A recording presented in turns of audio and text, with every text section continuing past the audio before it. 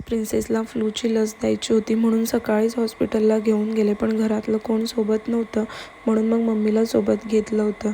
आणि आतमध्ये गेल्यानंतर मला इतकं घाबरल्यासारखं झालं होतं खूप जास्त, कारण की प्रिन्सेसला समजायला लागल्यापासून आहे ना, हे तिचं पहिलंच इंजेक्शन होतं आणि मला माहीत नव्हतं की ती काय रिॲक्ट करेल.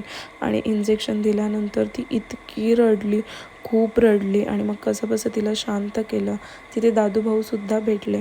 बाहेर आल्यानंतर तिला ज्यूस दिला, तर ज्यूस नको होता तिला, तिथे वॉटरमेलन दिसला तोच हवा होता, मग तो दिला. आणि मग बाहेर आल्यानंतर तिला डोरेमॉनची कॅप आवडली, तीसुद्धा घेतली.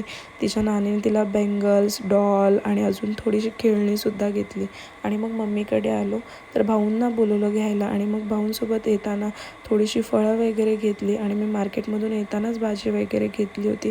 ते सगळं उचलून ठेवलं आणि हरभरे आणले होते, ते छान धुतले, भाजले आणि ह्यांनी आणि मी तोच नाश्ता केला संध्याकाळी. आणि मग मूवीसुद्धा बघितली.